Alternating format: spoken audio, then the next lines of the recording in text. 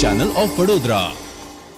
વડોદરા શહેરના નિવૃત્ત gazetted police દ્વારા શ્રી વિદ્યાલય ખાતે 400 જેટલા બાળકોને ચોપડાનું વિતરણ કરવામાં આવ્યું હતું.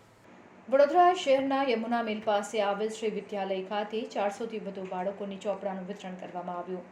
શૈક્ષણિક કાર્ય શરૂ થઈ ગયું છે ત્યારે આવનાર ભવિષ્યના બાળકો માટે વડોદરા શહેર નિવૃત્ત ગેઝેટેડ પોલીસ દ્વારા શૈક્ષણિક કાર્યમાં મદદરૂપ થાય આ કાર્યક્રમનું આયોજન કરવામાં આવ્યું, જેમાં શ્રી વિદ્યાલયમાં ભણતા બાળકોને ચોપડાનું વિતરણ કરવામાં આવ્યું હતું.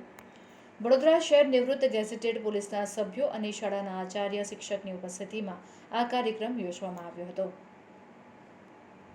બાળકોને નોટબુકનું વિતરણ કરવામાં આવતા બાળકોમાં આનંદની લાગણી જોવા મળી હતી. તો વધુમાં વડોદરા શહેર નિવૃત્ત ગેઝેટેડ પોલીસના સભ્યએ વિસ્તૃત માહિતી આપી હતી.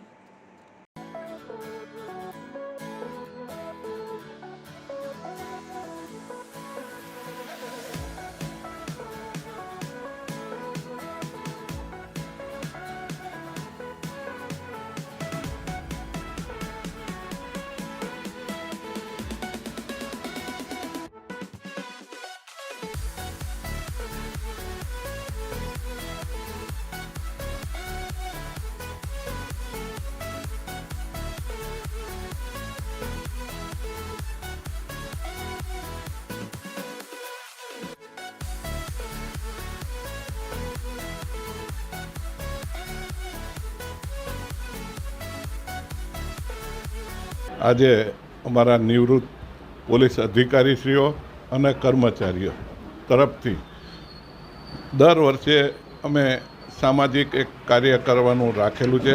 ગયા વર્ષે અમે લોકોએ અહીંયા વડોદરા નજીકના લક્ષ્મીપુરા ગામે બાળકોને 40 બેન્ચો આપવાનો કાર્યક્રમ રાખેલો.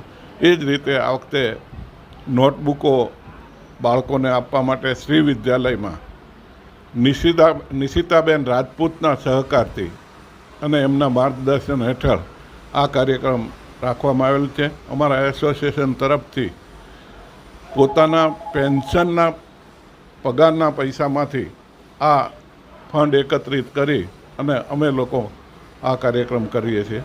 આ વખતે બાળકોને આ નોટબુકોનું વિતરણ કરવામાં આવેલ છે અને આ જ રીતે અમે 400 બાળકોને આ કાર્યક્રમમાં વિતરણ બાળકોને નોટબુકોનું.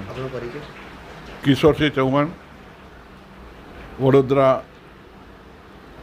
Retired gazetted police officer association અને કોન્સ્ટેબલ હેડ કોન્સ્ટેબલ એસોસિએશનના અમારા કિશોરકર દાદા.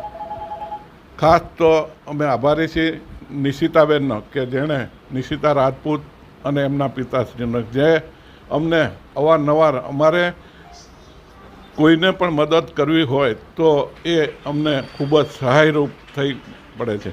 આ શ્રી વિદ્યાલયના તમામ બાળકો અને સંચાલકો અને શિક્ષકશ્રીઓના પણ અમે આભારી છીએ.